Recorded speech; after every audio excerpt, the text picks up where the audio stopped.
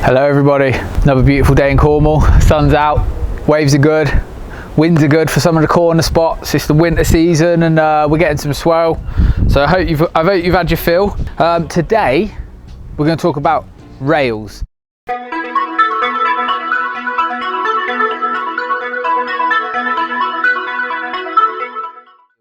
Now it's really hard to explain what rails do and how they work, but I'm going to give it a go. Bear with. In the comment section, I'll leave a paragraph of a thought process of what I'm saying as well. So if I'm saying some stuff and you're like, what's he going on about? Have a look in the comments. There'll be some words. Hold on a minute. Hopefully you can hear me now. Apparently we make surfboards here. What the hell? Anyway, rails. I've wrote myself some notes down, so I want to take you through the journey of how a rail works and how I think about a rail. Now, the first thing that you want to think about with the rail is its shape is dictated by the outline of the surfboard. Now, a lot of people look at the outline and judge your surfboard on the outline, but the outline really only comes into play in how much control you have of your rails. So allow me to elaborate. Pivot points in your outline allow changes in the rail shape so that you can manipulate your speed and control when you change direction. So if you watch surfing, it's very, very fluid. That you'll never just, very rarely anyway, maybe longboarding and nose riding aside, you'll very rarely just sat there going along in a straight line. You're creating movement to get up and down lines to create and slow down, doing turns, doing maneuvers, sometimes having to maintain speed. And you're doing that with your fins and your rail engaged in the water. So different rail shapes engage in the water in different ways. If you've got a really, really thin rail, it will get further inside the water. It will be easier to get in the water, so it'll be a lot more sensitive. And if you're going really, really slow, that can mean rail bogs and not being able to complete your turns. If your rails are really, really thick, they're very, very hard to penetrate the water.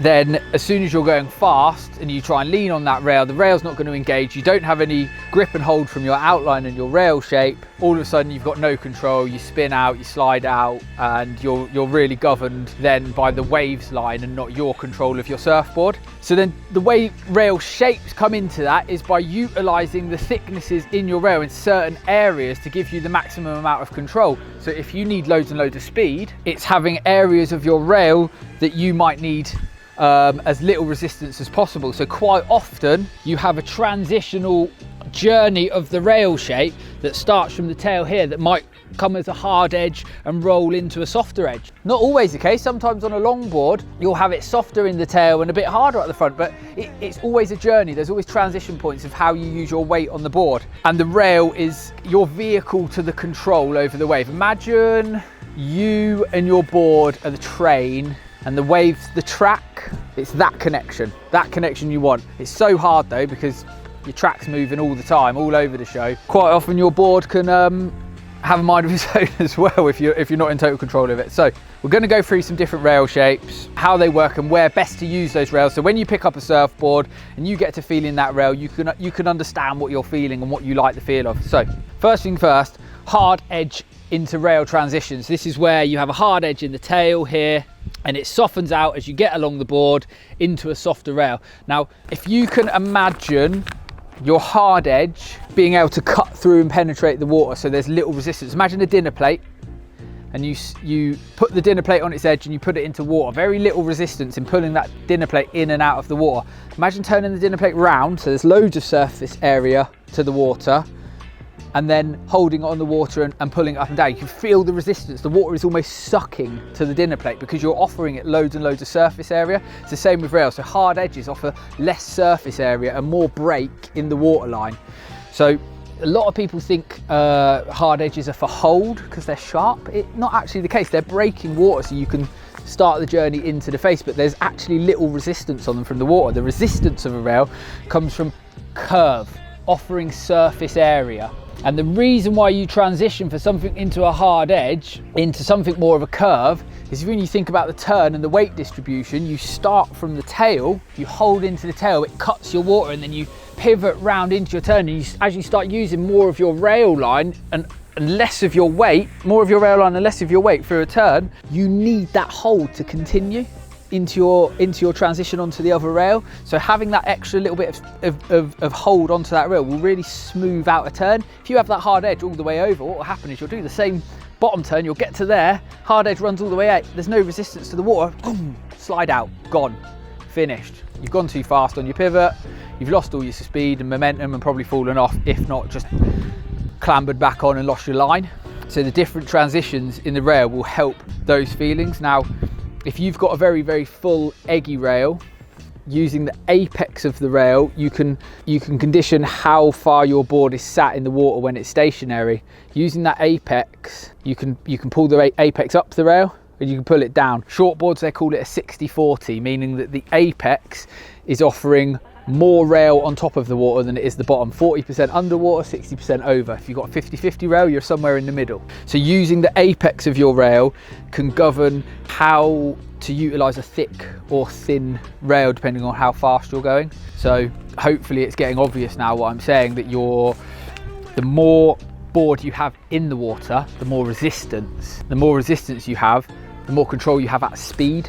It's a bit like trying to go on a bicycle really, really slowly and wobbling all over the place. A soft, thick rail with more board in the water, with less board in the water, is going to give you like the stabilizers to do that. But when you're going really, really fast on a bike and you're jetting down the hill, it's easy to keep balance, isn't it? And that's what a thinner rail that's engulfed in the wave face, that's the feel of it. And using the apexes usually transition from lower to higher up the nose to offer the most amount of board engaged when you're stood, which is that back third to have a really good balance between being engulfed in the wave face and having control and hold on the wave face, so that you can maintain your braking speed through turns. Essentially what a rail's doing is it's governing the thickness of the board, therefore how much of the board you can fit inside the wave. Then the shape of the rail and the transition of the rail govern how you flow through your weight transitions through turns and maneuvers. So quite often on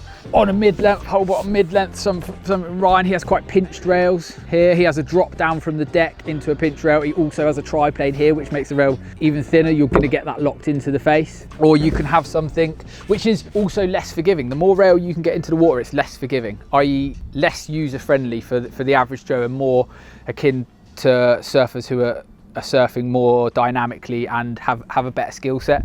Whereas you get something like the flow stick, quite an eggy full rail, kind of shortboardy bottom, still got the transitions, but it's quite a user-friendly version.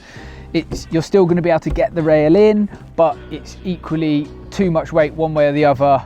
And it's got enough thickness there that it's buoyant enough to pop out, and you'll still be able to ride on flat and carry on your surf. So quite a forgiving rail is a full rail with a kind of hard edge transitioning into a 60-40. That's going to give you the best balance of kind of speed, maneuverability and forgiveness. And it's always synonymous on this sort of type of user-friendly mid-length. Quite often you'll see that sort of rail on big boy shortboards, things like that. Things where you need that overall balance. And fishes, you tend to want loads and loads of release on your board. Well, in nature, they're releasey in shape. Your rail line in shape is very parallel, so there's not much pivot. So you tend to, once it's gone, it's flicked round.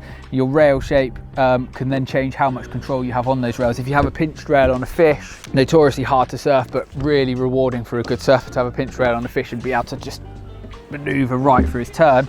And then if you have a thick rail on the fish, obviously it has less grip on the face of the wave and it makes it looser and skatier and fun, and that's kind of the feeling we all love on a fish. Synonymous with a fish is that kind of that freedom and that skate.